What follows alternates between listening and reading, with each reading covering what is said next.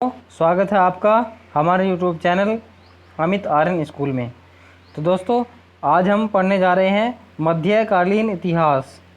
मध्यकालीन इतिहास पढ़ने जा रहे हैं। बाकी हमने प्राचीन इतिहास जो है पिछली वीडियो में पढ़ लिया था।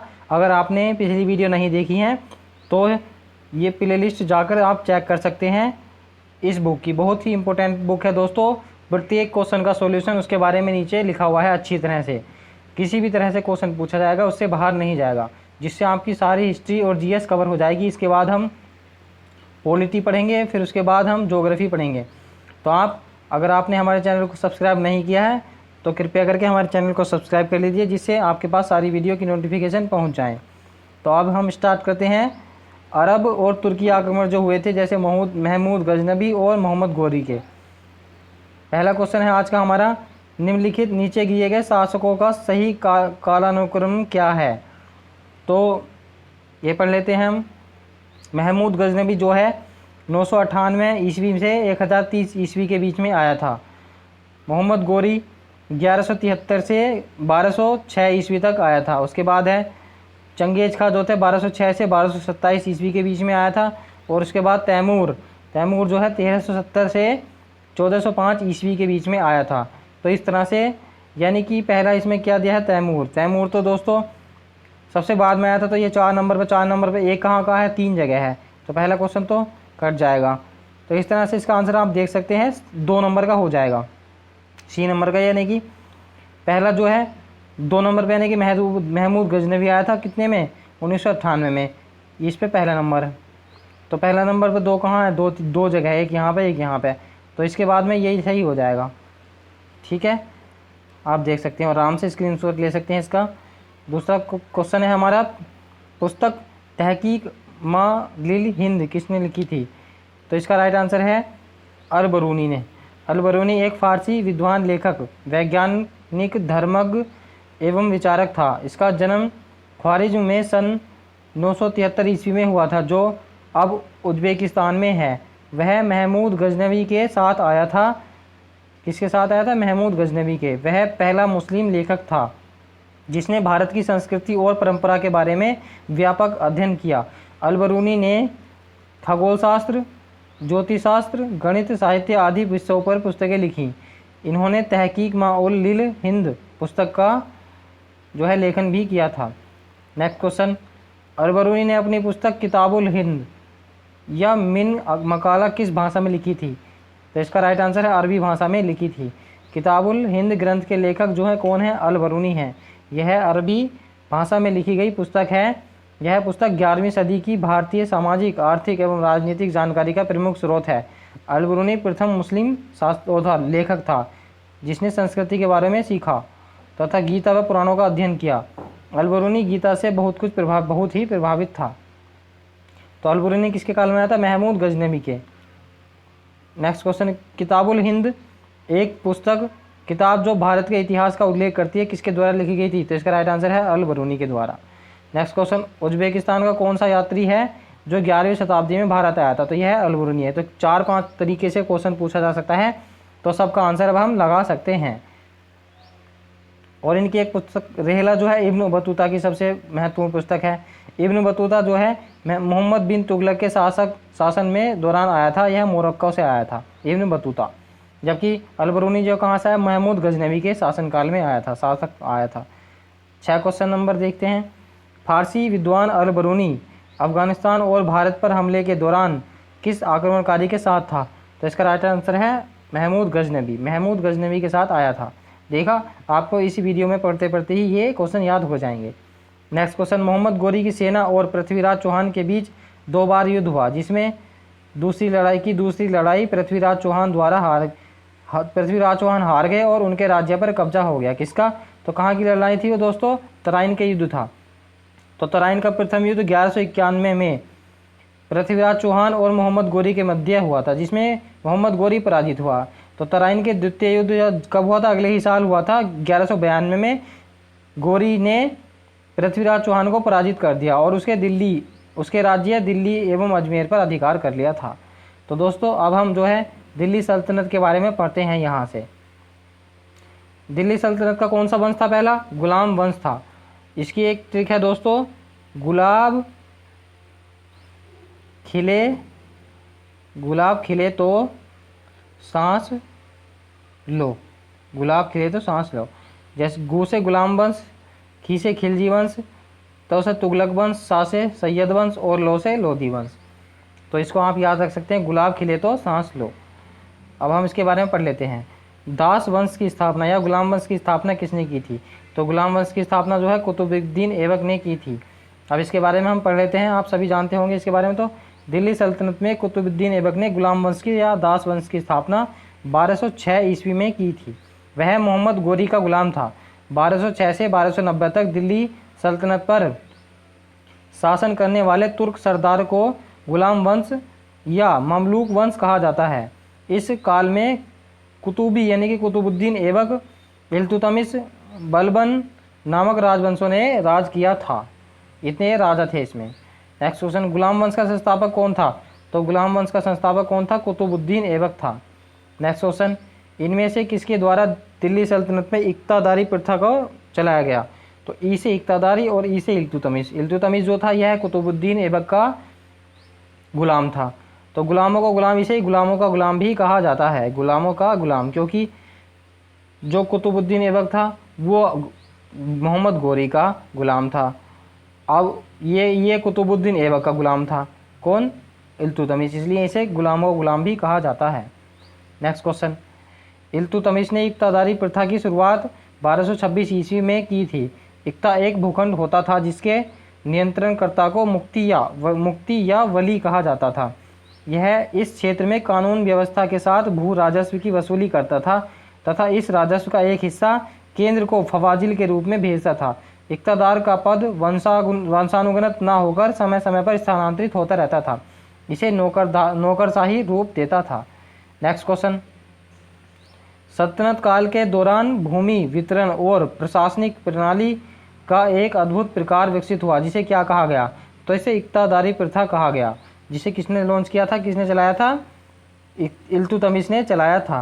नेक्स्ट क्वेश्चन, अमीर अल ख्याल एक अरबी उपाधि है जिसका अनुवाद सामान्यतः कमांडर ऑफ द फैथफुल या लीडर ऑफ द फैथफुल के रूप में किया जाता था। निम्नलिखित में से यह उपाधि किसे प्रदान की जाती थी? तो इसका राइट आंसर है जमाल उद दीन याकूत। किसे दी गई थी यह उपाधि? जमाल उद दीन याकूत। अब ये कौन था, इसके बारे में पढ़ लेते हैं। जमाल उद दीन याकूत एक अफ्रीकी सिद्दी गुलाम कुलीन था जो रजिया सुल्तान का विशेष कृपा पात्र था। रजिया सुल्तान जो इल्तुतमिश की बेटी थी और पहली महिला मुस्लिम शासिका, वह रजिया का करीबी सलाहकार और दोस्त था। रजिया सुल्तान ने उसे शाही अस्तबल के प्रशासक के महत्वपूर्ण पद के पर नियुक्त किया हुआ था अस्तबल में। उसके बाद है उसने याकूत को अमीर अल ख्याल यानी कि घोड़ों का अमीर और बाद में अमीर अल उमरा, अमीर का अमीर की उपाधि से सम्मानित किया था। तो उसका नाम क्या था? जमालुद्दीन। नेक्स्ट क्वेश्चन, सल्तनत शासक गयासुद्दीन बलबन ने किस अवधि के दौरान दिल्ली पर कब्जा कर यहाँ शासन किया था? तो इसका राइट आंसर है 1266 से 1287 ईस्वी के बीच में। सल्तनत काल के जो गयासुद्दीन बलबन थे उसने 1266 से 1287 पर दिल्ली पर कब्जा किया। गयासुद्दीन जो है गयासुद्दीन बलबन गुलाम वंश का 9वां सुल्तान था। इल्तुतमिश ने ग्वालियर को जीतने के बाद बलबन को खरीद लिया था। रजिया सुल्तान ने उसे अमीर ए शिकार का पद दिया। बलबन जो है इलवरी जाति का तुर्क था। यह मंगोलों के आक्रमण से दिल्ली की रक्षा करने में सफल रहा। बलबन ने राज दरबार में सिजदा यानी घुटने पर बैठकर सिर झुकाना और पैबोस, सिजदा और पैबोस नाम की ये बहुत पूछी जाती हैं, प्रथा का किसने चलाया था? तो बलबन ने ही चलाया था। प्रथा की शुरुआत की थी और विरोधियों के प्रति कठोर लौह एवं रक्त नीति का भी पालन किया था। किसने? बलबन ने। गयासुद्दीन बलबन जो था उसने सिजदा और पैबोस नाम की प्रथा चलाई थी और लौह एवं रक्त नीति का भी पालन किया था। नसरुद्दीन महमूद ने बलबन को उलूग खां की उपाधि से नवाजा था। क्या? उलूग खां। नसरुद्दीन महमूद ने बलबन को उलूग खां की उपाधि से नवाजा था। नेक्स्ट क्वेश्चन, इनमें से किसकी मृत्यु चौगान खेलते समय हो गई थी? चौगान या पोलो भी कहा जाता है इसको। तो कुतुबुद्दीन ऐबक को जो मृत्यु है चौगान खेलते समय हो गई थी। पढ़ लेते हैं इसके बारे में। कुतुबुद्दीन ऐबक जो 1206 से 1210 तक ही शासन कर पाया, उसकी मृत्यु 1210 में लाहौर में चौगान या पोलो खेलते समय घोड़े से गिरकर हो गई थी। ऐबक का मकबरा कहाँ पर है? लाहौर में ही है। कुतुबुद्दीन ऐबक मोहम्मद गोरी का दास था, यह हमने ऊपर भी पढ़ लिया था। ऐबक ने उत्तर भारत में पहली मस्जिद कुव्वत उल इस्लाम का निर्माण दिल्ली में कराया था, जो विष्णु मंदिर के स्थान पर बनवाई गई थी।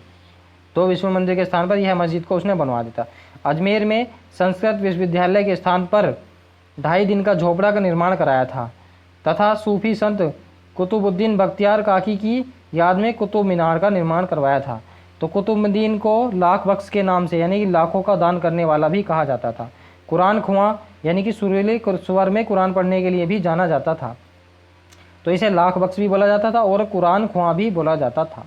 इसने क्या किसका निर्माण करवाया? 2.5 दिन का झोपड़ा और कुतुब मीनार और कुव्वतुल इस्लाम जो है मस्जिद। इसका मकबरा कहाँ पर है? लाहौर में।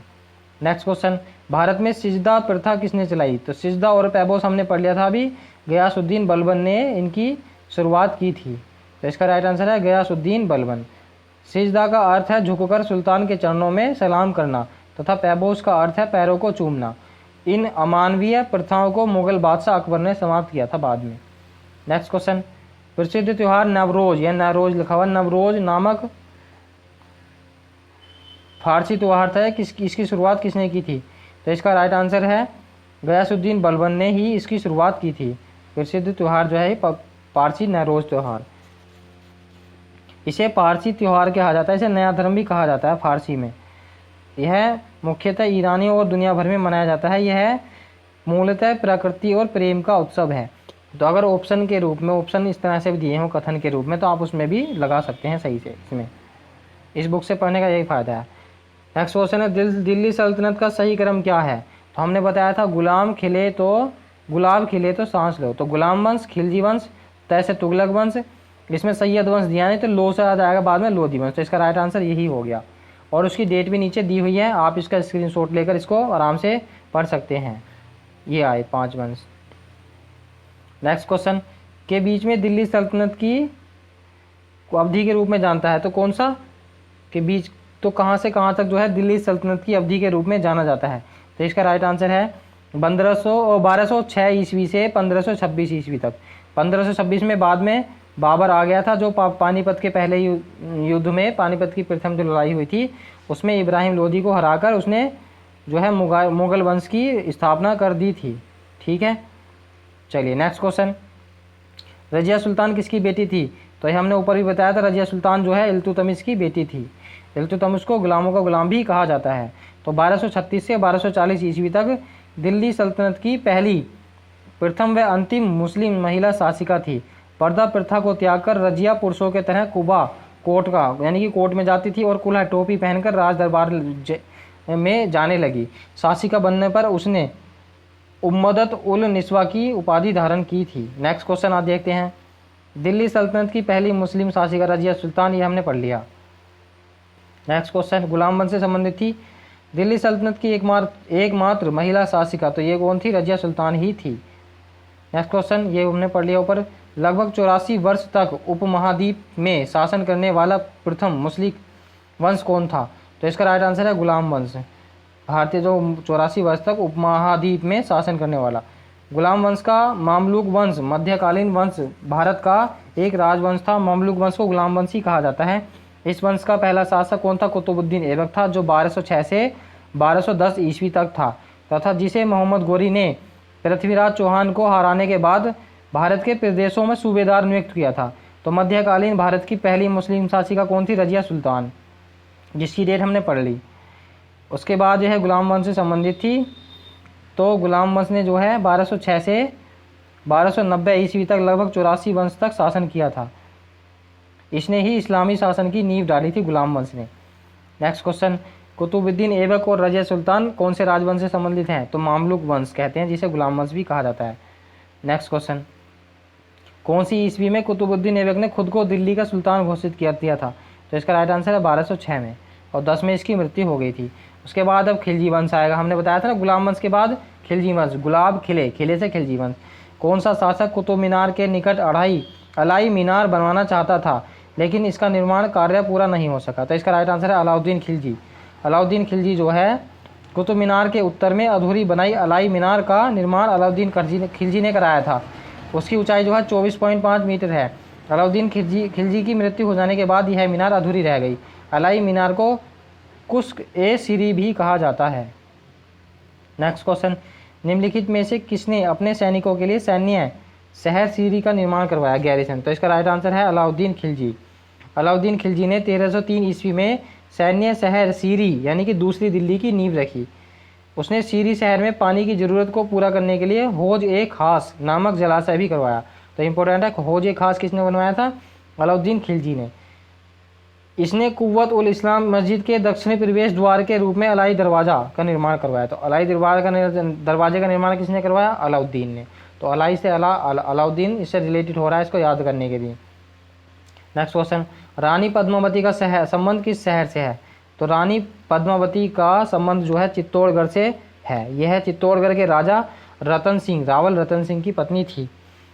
अलाउद्दीन खिलजी ने जब चित्तौड़ पर 1303 में आक्रमण किया तब वहाँ के शासक जो थे कौन थे? रतन सिंह थे। अलाउद्दीन ने 7 माह तक युद्धरत होने के पश्चात रतन सिंह से पराजय स्वीकार कर आत्मसमर्पण कर दिया था, जिसे अलाउद्दीन ने बंदी बना लिया। अलाउद्दीन का किले पर अधिकार हो गया और रानी पद्मावती ने अनेक स्त्रियों के साथ जोहर कर लिया, यानी कि अपने आप को जलती आग में जला दिया। नेक्स्ट क्वेश्चन, अलाउद्दीन खिलजी ने के शासन में राज्य तथा निम्नलिखित में से किस प्रकार का कर नहीं लगाया गया था? तो इसका राइट आंसर है लघु उद्योगों पर जो है कर उसमें नहीं लगाया गया था। अलाउद्दीन खिलजी का काल कब से कब तक था? 1296 से 1316 ईस्वी तक, बस 20 साल तक। दिल्ली सल्तनत के खिलजी वंश का दूसरा शासक था यह। अलाउद्दीन खिलजी वंश का प्रथम सुल्तान था जिसने भू राजस्व तथा सैन्य क्षेत्र में बहुआयामी सुधार किए। अलाउद्दीन खिलजी ने वास्तविक उपज के आधार पर लगान की राशि निश्चित की थी, यानी कि जितना भाई उगाया जाता उतना ही लगान लिया जाएगा। ऐसा नहीं कि फिक्स कर दिया, किसी की फसल नहीं हुई तो बेचारा कहाँ से देगा। इसने कृषि पर कर के तहत भू राजस्व की दर को 1/2 भाग कर दिया था। अलाउद्दीन खिलजी ने 2 नए कर लगाए, जैसे पहला चराई कर जो दुधारी पशुओं के ऊपर लगाया जाता था, तथा गढ़ी कर जो घरों या आवास या झोपड़ियों पर लगाया जाता था। तो यह भी पूछा जाता है। नेक्स्ट क्वेश्चन, खिलजी वंश का प्रथम शासक कौन था? तो गुलाम वंश को शासन को समाप्त करने के बाद जो है जलालुद्दीन फिरोज खिलजी जो है यह खिलजी वंश का पहला शासक था। 13 जून 1990 को यह समाप्त कर दिया। जलालुद्दीन फिरोज खिलजी ने खिलजी वंश की स्थापना की। इसने अपना राज्य अभिषेक कहाँ कराया था? किलोखरी महल में करवाया। अलाउद्दीन खिलजी वंश का दूसरा शासक था। इसने अपने शासनकाल में मूल नियंत्रण प्रणाली को दृढ़ता के रूप में लागू किया। दक्षिण भारत में विजय के लिए मलिक काफूर को भेजा था। तो मलिक काफूर जो था इसका गुलाम था, या उसे खरीद कर लाया था। 13वीं सदी में बख्तियार खिलजी ने बंगाल के किस राजा को पराजित किया था? तो 13वीं सदी में बख्तियार खिलजी ने बंगाल के शासक लक्ष्मण सेन को पराजित किया। लक्ष्मण सेन बंगाल के राजवंश से सेन राजवंश से के चौथे शासक थे और एकीकृत बंगाल के आखिरी हिंदू शासक थे। उनकी राजधानी नादिया थी, नादिया। बख्तियार खिलजी ने बिहार और बंगाल के विजित क्षेत्रों को जीतकर एक प्रांत के रूप में संगठित किया और लखनौती को राजधानी के रूप में बनाया था। अब उसके बाद में तुगलक वंश के बारे में पढ़ते हैं। तीसरा वंश, प्रसिद्ध यात्री इब्न बतूता किसके काल में आया था? तो हमने ऊपर भी पढ़ा था इसके बारे में, मोरक्को से आया था। कहाँ से आया था ये? मोरक्को से। तो इब्न बतूता एक अफ्रीकी यात्री था, अफ्रीका के मोरक्को से। विद्वान और लेखक था। उत्तरी अफ्रीका के मोरक्को प्रवेश से प्रसिद्ध नगर तांजियर में 24 फरवरी 1304 को उसका जन्म हुआ। पूरा नाम उसका मोहम्मद बिन अब्दुल्ला इब्न बतूता था। इसने 75,000 मील की यात्रा तय की। अपनी यात्रा के दौरान यह मोहम्मद बिन तुगलक के शासनकाल में 1333 ईस्वी में आया था। सुल्तान ने उसका स्वागत किया और दिल्ली का काजी नियुक्त किया था। तो दिल्ली का काजी किसने बनाया था? मोहम्मद बिन तुगलक ने। उसकी प्रसिद्ध पुस्तक रेहला में मोहम्मद बिन तुगलक के समय की घटनाओं को दर्शाया गया है। वर्ष 1342 में इब्न बतूता सुल्तान के राजदूत की हैसियत से चीनी शासक तोगन तैमूर के दरबार में गया था। तो इब्न बतूता कहाँ का रहने वाला था? मोरक्को का। प्रसिद्ध यात्री और लेखक मोहम्मद इब्न बतूता किस देश से संबंधित है? तो इसका राइट आंसर हमने बता दिया, मोरक्को से आया था यह। नेक्स्ट क्वेश्चन, काकतीय राजवंश का अंत निम्नलिखित में से किसके द्वारा किया गया? तो काकतीय राजवंश का अंत जो है दिल्ली सल्तनत के द्वारा किया गया। 1323 ईस्वी में समाप्त हो गया, जब गयासुद्दीन तुगलक ने काकतीय साम्राज्य की राजधानी वारंगल पर कब्जा कर लिया था। उल्लेखनीय है कि काकतीय राजवंश का उत्कर्ष 12वीं से 14वीं शताब्दी के दौरान हुआ था। चालुक्य वंश के पश्चात चोल द्वितीय एवं रुद्र प्रथम ने इस वंश की स्थापना की थी, काकतीय वंश की स्थापना। नेक्स्ट क्वेश्चन, मोरक्को का प्रसिद्ध यात्री कौन था? वो हमें बताई दिया, दिल्ली सल्तनत में आया था Ibn Battuta. Next question, Delhi सल्तनत का सबसे बड़ा विस्तार किसके शासनकाल में देखा गया? तो मोहम्मद बिन तुगलक के शासनकाल में ही इसका सबसे बड़ा विस्तार हुआ था। नेक्स्ट क्वेश्चन, प्रसिद्ध कन्नड़ नाटक तुगलक जिसका अन्य भारतीय भाषाओं में भी मंचन किया गया है, किसके लेखक कौन है? तो तुगलक के लेखक हैं दोस्तों गिरीश कर्नाड। 1964 का भारतीय कन्नड़ नाटक है, 13 दृश्यों का इसमें नाटक है। इसमें मोहम्मद बिन तुगलक के जीवन काल पर आधारित है। किस सम्राट ने अपनी राजधानी दिल्ली से दौलताबाद स्थानांतरित की थी? तो मोहम्मद बिन तुगलक ने ही दिल्ली से दौलताबाद स्थापित की थी, लेकिन यह गलत साबित हुई और इसको ही पागल सुल्तान के नाम से जाना जाता था। वहाँ सूखा पड़ गया, इसको वापस आना पड़ा। आधे से ज़्यादा इसके यात्री मर गए थे रास्ते में ही। मोहम्मद बिन तुगलक ने कई प्रशासनिक परिवर्तन किए, जैसे दोआब में कर वृद्धि, सांकेतिक मुद्रा का प्रचलन तथा राजधानी दिल्ली से दौलताबाद। 1351 में उसकी मृत्यु पर इतिहासकार बदायूं ने लिखा कि सुल्तान को उसकी प्रजा को उसके सुल्तान से मुक्ति मिल गई। तो किसने लिखा था? यह बदायूनी ने लिखा था। मोहम्मद बिन तुगलक ने दिल्ली से राजधानी किस स्थान पर? दौलताबाद ले गया था। 14वीं शताब्दी के दौरान भारत ने किसने सोने एवं चांदी के नियमित मुद्राओं के स्थान पर सस्ती धातुओं से निर्मित सांकेतिक मुद्रा का उपयोग किया था? तो इसका राइट आंसर भी क्या है? मोहम्मद बिन तुगलक।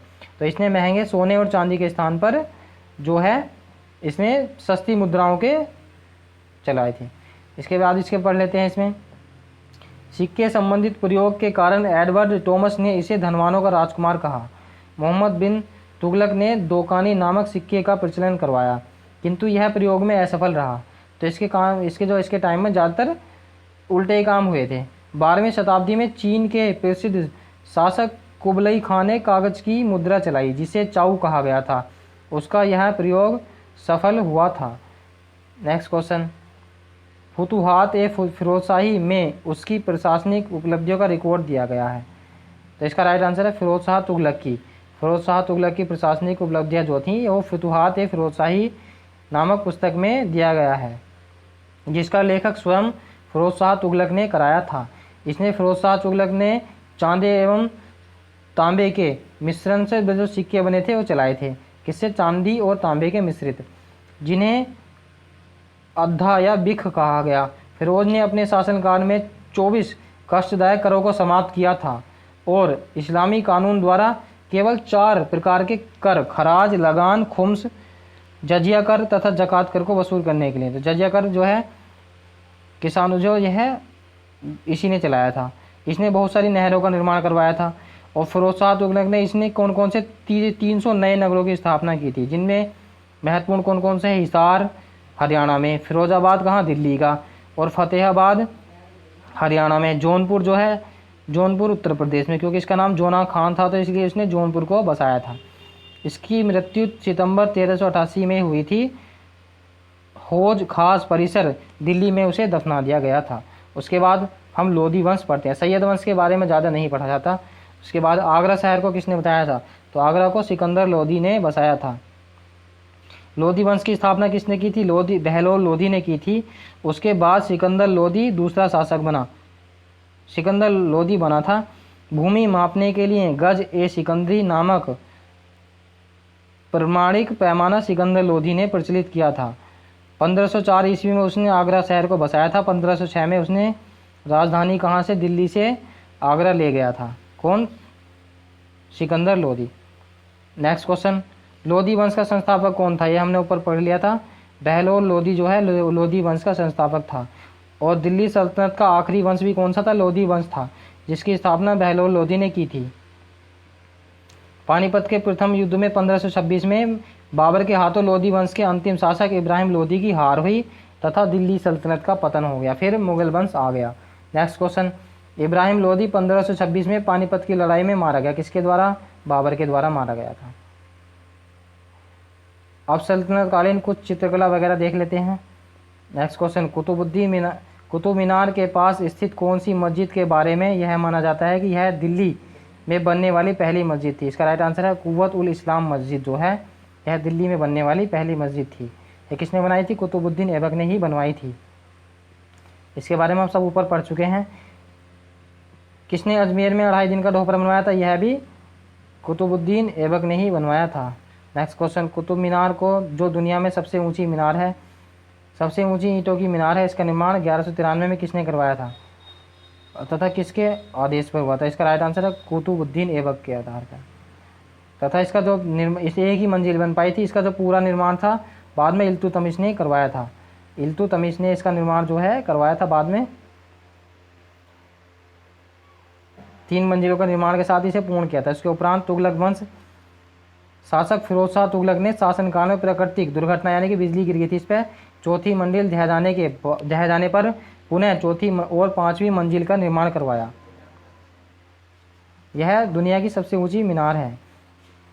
1993 में यूनेस्को में इसे विश्व धरोहर में भी शामिल कर लिया था। उसके बाद है कुतुब मीनार का निर्माण किसने पूरा करवाया था? तो इल्तुतमिश ने इसको पूरा करवाया था। पुनर्निर्माण जो है फिरोज शाह तुगलक ने करवाया था पुनर्निर्माण। नेक्स्ट क्वेश्चन, 2.5 दिन का झोपड़ा कहाँ पर है? 2.5 दिन का अजमेर में है, जिसका निर्माण कुतुबुद्दीन ऐबक ने कराया था संस्कृत महाविद्यालय का स्थान पर। भारतीय इस्लामी शिल्पकला जो कुतुब मीनार एवं अलाई दरवाज़ा जैसे स्मारकों में दृष्टिगोचर है, भारत के किस युग से संबंधित है? तो यह दिल्ली सल्तनत से ही संबंधित है। अब उस जो चीज़ का निर्माण करवाया है कुछ चीज़ में हम पढ़ लेते हैं, लास्ट करते हैं फिर। 2.5 दिन का झोपड़ा किसने बनवाया था? कुतुबुद्दीन ऐबक ने। कहाँ पर है? अजमेर में। कुतुब मीनार का भी कुतुबुद्दीन ऐबक एवं इल्तुतमिश ने। यह कहाँ पर है? दिल्ली में। अलाई दरवाजे का निर्माण किसने करवाया था? अलाउद्दीन खिलजी ने। यह भी कहाँ पर है? दिल्ली में। सीरी का किला या 1000 स्तंभों वाला महल, यह भी किसने बनवाया था? अलाउद्दीन खिलजी ने। यह कहाँ है? दिल्ली में। शेख निजामुद्दीन औलिया का दरगाह किसने बनवाया था? मोहम्मद तुगलक ने। यह कहाँ पर है? दिल्ली में। सिकंदर लोदी का मकबरा किसने बनवाया था? इब्राहिम लोदी ने। यह कहाँ है? दिल्ली में। तो दोस्तों, अगर हमारी वीडियो अच्छी लगी हो तो प्लीज़ हमारे चैनल को सब्सक्राइब करना और अगली वीडियो के लिए प्लीज़ नोटिफिकेशन को ऑन करके रखना।